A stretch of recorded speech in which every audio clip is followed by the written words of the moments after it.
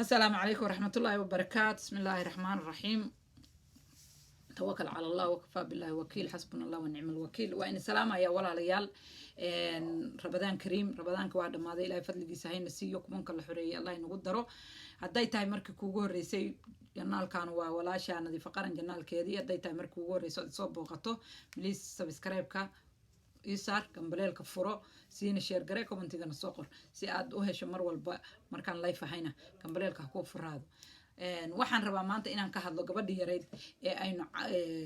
baraha bulshada la soo galiyay aynu ka hadalay oo caawimaad badan gaartay haddana kuwa badan u sii socdaan insha Allah saan rajeynayno. marka gabadhaas maalintii hore way oynays waxayna inoo sheegtay ilaa 12 jirkeeda habeena inay farxin intaasna dad bay ku dhex noolay dad bayna ka dhalatay horaan cajalkeega hore ugu sheegay hadda mar rabo inaan ku noqdo laakiin ummaddu marka iyadu isu istaagto waxa halka kaaga soo baxaysa marka in maaragtay aanu lahayn qofka bini aadanka ah inuu isku gooyo xirag yar inuu isku xiro inay u fiicnaan. taas waxaan uga jeedaa dadka hadda wili u haysta inay maaragtay dadka iyagu group isku xiraan inay qol kaliya isku soo koobaan inay qabiil kaliya isku xiraan inayan kugu filayn baan kuu sheegaya. ummad weyne iyo ummad iswadata baa meel lagu gaaraa wanaag baa meel lagu gaaraa isku xiraan baa meel lagu gaaraa. gabadha yar ee 25 jirta ee xanuunka badan haysto ee cimrigeediba xanuun ilaahay uu ku imtixaamay maanta waxa u kacay ummad Soomaaliyeed. maanta waxa u kacay ummad Soomaaliyeed baa u kacday ummad Soomaaliyeed baa garab istaagtay. waxaan aad ugu mahadcelinayaa wiilkii soo duubay because wiilkii soo duubay waa wiilkii ugu horeeyay aan ka arkay anigu qofkii ugu horeeyay oo arkay baan ahaa. markiiba waan ka hadlay YouTube-kayga dad badan baa isla markiiba ka hadlay. wiilkii soo duubay horta baraha bulshada soo galiyay maanta waxaan leeyahay ilaahay waa bil Ramadaani dambigaaga ha dhaafo ajar iyo xasanaad aan la soo koobi karin Allah ka siiyo. gabadhii iyaduna anigu waxaan ahaa dadkii wacay oo laga qaban waayay telefoonka laba jeer markaan wacay anigu waan joojiyay qof meesha jooga maadaama meesha dadka aqaanay baan u diray markiiba waa la ii keenay lambarkeeda iyo telefoonkeeda iyo inuu sax yahay. taasaana keentay gabdho badan oo walaalo ah oo aan siiyay oo hadda lacag ururiyeen oo diyaar u ah oo diraya baana jira. marka lacagtii hadda loo gurayna lacag fara badan baa loo guray ummadda Soomaaliyeed oo dhan baana u kacday lacag 32 iyo 2 iyo wax ka siyaada baa loo guray hadda gacanta ku haysataa kuwa kaleetana waa loo hayaa waa loo dirayaa. marka anigu talada aan soo jeedinayo waxaanay tahay oo aan gabadha u soo jeedinayo maadaama aad farxad horta maalintii hore aad u inaysa maantana aad faraxsan tahay kow horta waxaan ka codsanayaa dadka oo garab istaagan gabadha wariyaha oo lambarkeeda soo saxday wiilkii hore oo ka soo duubay oo sabab u ahaa in la arko wiilka hadda lacagta ku wareejinaya Xabiib kulli waxaan ka codsanayaa cod eeday fariintu soo gaarto inay haddana go'aan gabadhaas ugu istaagaan sidii gabadha dhakhtar loo geyn lahaa oo lacagtaas ay hayaan intay ka qaadaan xawilaad u dhigaan. horta gabadha lacagta waa inaad ka qaadaan oo meel xawilaad u dhigtaan laba sababood oo jira dartood. horta abniga meesha oo ognahay iyada oo ah qof suuxda oo maaragtay miyir beesha oo marar sida ay noo sheegtay aan fiyoobeyn oo daqiiqada suuxda. marka waxaas oo dhan inkoo fiirinaysa horta lacagti maadaama aad sheegteen baraha bulshadana ay gashay dadkuna iska dhib badan yahay iyadana laga yaabo dad xataa ehel u yahay inay dhib u geystaan oo ka xumaadaan in la caawiyo oo ay jeclaan lahaayeen dhibkeeda iyo rafaadkeeda inay ku farxaan. waxaas oo dhan idinkoo fiirinaysiin lacagta horta inaad xawilaad u dhigtiin kowna inaad ku talagashiin oo u diyaarisiin saddexdiina qof ee hadda hawsheeda aan ku ognahay oo wixii aanu diro aan ku hagaajino waa gabadhii soo xaqiijisay lambarka khayr Allah siiyo waa wiilkii u horeeyay soo bandhigay waa wiilkan hadda lacagta ku wareejinaya Xabiib. intaba waxaan ka codsanaynaa in gabadhaas la geeyo meel ay dhakhtar waxaan u ballan qaadaynaa meel kasto la geeyo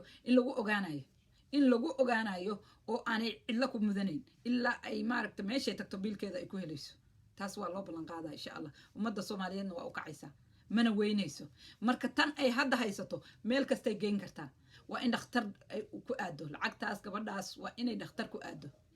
dhakhtar waa inay ku aado. markay meel dhakhtar le tagto oo dhakhtar heshana waa inay wax kale oo business ay samaysato oo ay ku dhaqaaqdo. laakiin horta marka hore waa inay meel tagto talada dambe gadaal baan ka soo siin doonaa waa inay horta bal dhakhtar tagto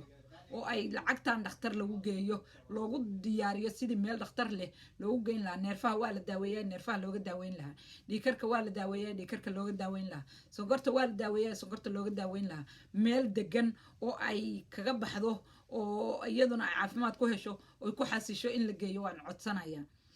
lacagtaas si degdega gabadha in caafimaad loo geeyo iyadana waxaan rajaynayaa fidyowga hadday aragto ama qofkii arkaa biliis ha loo geeyo waa muhiim biliis waxaan ka codsanayaa dadkiina igu xiran ama inta daawan doonto muslimiinta ah u geeyo walaalayaal talo fiican waaye taladana waxa weeye walaalka waa lagu leeyahay sida kii horeba noogu soo gudbiseen kii horeba dad soo sheergareeyey iyo dad soo duubaana soo gaarsiiyey kana u geeya talada aan u wado anigu nadiifo qaran waxay tahay walaal lacagaha kusoo gaari doona oo kusoo socda iyo kuwa hadda kusoo gaaray iyo meeshaa tagto lagaaga warqabi doono laakiin waa inaad dhakhtar tagto waa inaad ku caawisaan sidii ay dhakhtar u tegi lahayd oo meesha hadda joogto uga tegi lahayd dhakhtar u tegi lahayd si halkaas yay dhakhtar ka tagin waa inay meel kale dhakhtar fiican waa inay aado waa inay meelaha ama turki ha loo diro ama maaragtay meel kale ha loo diro anigu waxaan dhihi lahaa waa in gabadha tigidkeeda iyo baasboorkeeda iyo waxeeda inta loo diyaariyo oo dowladda lala hoos galo oo wax walba loo dhammaystiro turki ha la geeyo gabadhaa daawo ha la geeyo ka dambe markay halkaa tagto waxa weeye wax badan baa u furfurmaya business bay helaysaa meelaha midiyaasha lasoo galo hadday rabto ha soo gasho hadday rabto business kale ha gasho hadday rabto caafimaad hadday hesho wax badan baa u furfurmaya laakiin waxaan codsanayaa maadaama lacagta intaa la eg hadda ay gacanta ku hayso 30 iyo dhowr kun ah lacag hadda 30 iyo 2 kun iyo wax la jiray hadda gacanta ku haysaa gabadhu oo loo geeyay oo muuqata ummadii soo dirtana aan ka warhaynaa dadka haddana lacaga kala u jimqan gabdha kala meelo kale uga istaagay oo diri doona lacaga kale inta ka badan baa soo gaari doonta marka waxaan codsanayaa oo codsi aan ku celcelinayaa waa in dhakhtar loo gudbiyo gabadha waa in lacagtaasna laga qaado oo xawilaadaha loo dhigo meel muhiim waa in loo dhigo gabadha lacagta waa in laga qaado labada sababood aan u leeyahay gabadha lacagta meel ha loogu dhigano waxay tahay gabadhan waa gabadh xanuunsan oo laga yaabo inay suuxdo waa laga yaabaa in dhib ka soo gaaro waa laga yaabaa dadkii awalba aan u naxaynin oo tolka la ahaa ama qabiilka la ahaa ama qaraabada la ahaa oo aan awal u naxaynin inay maanta dhib u arkaan inay gabadhii silicsanayd oo maanta meel gaartay ay dhibsadaan ummadda kale dad badan oo cadow waa iska jiri kara marka walaalayaal waxaan codsanayaa gabadha in dhakhtar degdega la geeyo turkiga in loo qalqaaliyo in maaragtay sidii turkiga lagu geyn lahaa qarashkeeda hadda way haysataa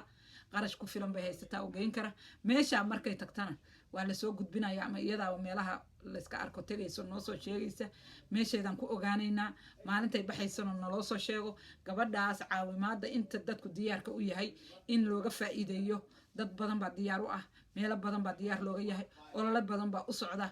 halgan badan baan ugu jiraa si marka ay meel u gaarto walaalayaalow waxaan codsanaynaa gabadha in si degdega turkiga loo geeyo si dhakhtar ay u hesho oo meel nabada u hesho oo maaragtay ay u degto intaasaan soo gudbinayaa waxaan rajaynayaa fidyowgaas in la gaarsiiyo oo loo geeyo oo dadka maaragtay hawsheeda ku jira arrintaasna bal ay talada ku darsadaan horaa loo yiri qofka tala kaa maqan walaalkaa bay ku jirtaa waa fikrad aan anoo nadiifo qarana inu ku darsanayo dadkiina u istaagay oo meesha la jooga maanta haddaan meesha la joogo sidaasaa u agtaagantihin baan u agtaagnaan lahayn laakiin haddana ololaan u wadnaa haddana dad badan baan meelo badan baan u gaarsiin haddaan u duubno codad oo dadka ay arkaan haddii maaragtay dad saaxiiba aan ku xiro haddii hadda aniga intaasoo gabdhood iyo rag ah baa isoo wacay oo lambarkeedii markii aan wacay oo layga qaban waayey dadka aan u dirsaday ii keenan oo saxna noqday markii dambe gabadhi waryahaydii ay soo gudbisay aan u diray oo hadda maantadan ii sheegayeen inay lacag badan ururiyeen oo u hayaan oy diri doonaan oy gaari doonto lacagtaas gabdhahaasna waxaan leeyahay lacagtaas u dira gabadhaasna waxaan leeyahay meeshaas ha laga qaado turkiga ha la geeyo caafimaad ha loo raadiyo halka hadday tagto inta hadda dadku diyaar u yahay gabadha haddii intaa loogu guulaysto laakiin wax hal mar inta loo ururiyey meel Soomaaliya ka mid ah ay joogto xoogaa lacagtii meeshii isbitaaladii halkaas oo aan caafimaad fiican ka helin looga qaato berrina ummadan waa bini aadanka waan ognahay waxaa liyi bugto badan iyo baahi badan waa laysku nacaa bini aadanna intuu ku caawin karo waa wax yar waa xiisaha ama waa waqtigaas markaas dadku xamiga u qaado ama maaragtay ay dadku kacsan yihiin baa lagu caawin karaa berri waxaa laga yaabaa in la caawin waayo way dhulka ku dhacdo marka walaalayaalow si arrinteedu meel fiican u marto gabadha aynu ugu guulaysano hawsha badan oo aynu gelinay waqtiga badan oo aynu gelinay timeka badan oo aynu gelinay sababta anigu hadda video horena waa ka duuba kana waa ka duuba waqti baan gelinaya aan wax ku qabsan lahaa si marka aynu ugu guulaysano maalin walba gabdhaha isoo waco aan lambaradeeda iyo magaceeda iyo meesha laga helo iyo aan siiya waxaasoo hawla waxaan u gelaynaa inay hore u socoto si aan marka inta waxaa lii geesula aad kulaylka lagu gooyaay intaan hawsheedu banjarin waxaan codsanayaa inaad gudbisaan u geysaan fideogaas gabadha in turkiga la geeyo looga faa'iideeyo qarashka hadda ay haysato meesha hadday tagtana diyaar baa loo yahay meesha hadday tagto biilkeeda yar inta ay dhakhtarka ka helayso inta iyadu isku dubadhacayso inta iyadu business ka furanayso waa la diyaarinaya waa loo istaagaya laakiin walaalayaal halkaas haddii hadda xogaa inta loo ururiyo la dhaho waxaasoo lacagaa gaartay ka dambena shib laga dhaho dhakhtar meeshii ay tagto daawo waxay tahay aan la garanayn inay dhacday inay fiyowda aan lasoo jeegarayn la siiyo dhibkeedaas meesheediibu taagnaanaya inaguna wixii hawl aynu gelin waa ku banjaraynaa marka intaasaan soo gudbinayaa hadday tahay marka kuugu horeysa fadlan subscribe-ka iyo like-ka iyo share-ka igu qabo cajalkaana u geeya dadka kuu shaqada leh ee gabadha hawsheeda gacanta ku haya sida xabiib sida gabadha soo gudbisay weriyaha dadkaasoo dhan u geeya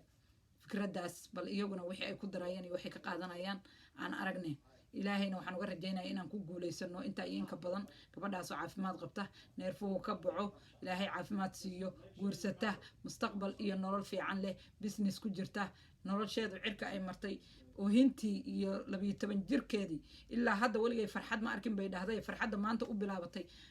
ilaa abadan intay ka dhimanayso ku noolaataan ilaahay ka rajaynaya waa bil rabadaan waana in salaamaya assalaamu calaykum raxmatullaahi wabarakaatuh